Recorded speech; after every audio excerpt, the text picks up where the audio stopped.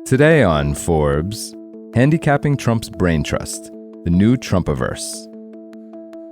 During his victory speech last week, Donald Trump was acknowledging those who helped fuel his astonishing political comeback and singled out Elon Musk. Trump gushed, quote, "We have a new star. A star is born, Elon." Trump then launched into a 4-minute riff about the world's richest person, whom he called, quote, "a super genius."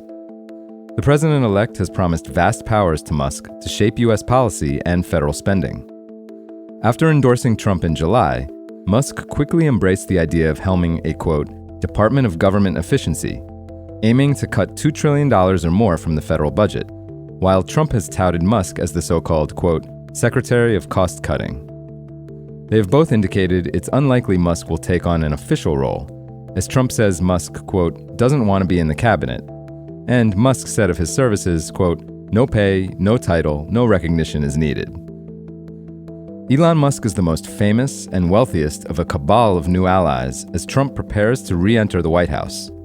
The 78-year-old Trump has long treasured his close alliances with the rich and famous, but this time around, he will bring with him a mostly new generation of loyalists that includes podcaster Joe Rogan and UFC president and CEO Dana White, among others. This 2.0 contingent has curried favor with Trump through a combination of loyalty, campaign donations, endorsements, and, of course, flattery. Some are expected to serve as cabinet members. Others will likely have unofficial roles as advisors with whom Trump speaks over the phone, on the golf course, on podcasts, and via social media. Besides Musk, there are hedge fund moguls John Paulson and Scott Bessent, two contenders for Treasury Secretary or other key economic roles, who have vowed to help Musk slash spending. During an interview with Forbes early on Election Day, Bessent, who worked for Trump nemesis George Soros for years, said, quote, "I would like to be part of it, either from the inside or the outside." Political newcomers like Vivek Ramaswamy and Robert F. Kennedy Jr., two other possibilities for cabinet positions or high-powered advisory roles, seek to remake entire federal agencies. Kennedy plans to push for the removal of fluoride in drinking water and to, quote, "remove corruption" at agencies like the Food and Drug Administration. On the campaign trail, Ramaswamy mused about shutting down the entire Department of Education.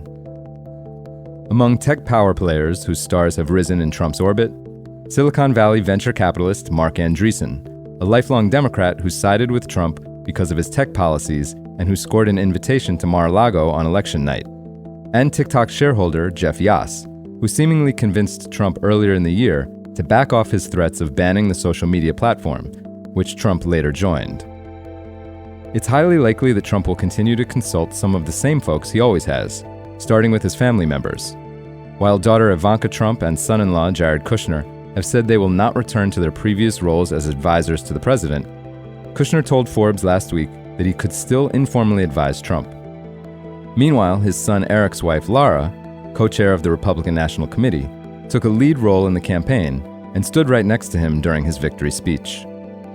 Also not to be forgotten are the group of billionaires who have stood by him in the past, including Wall Street legend and fellow Florida resident Carl Icahn, Trump's Las Vegas business partner Phil Ruffin, and former Marvel chief Ike Perlmutter. There will be lots of jostling and schmoozing in the coming weeks.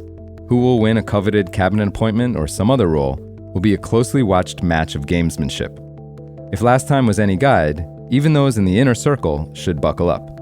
Just ask Goldman Sachs veteran Anthony Scaramucci, who joined the White House as Director of Communications on July 21, 2017. He lasted only 10 days. For full coverage, be sure to watch our Forbes Talks video this week and check out John Hyatt's piece on Forbes.com. This is Kieran Meadows from Forbes. Thanks for tuning in.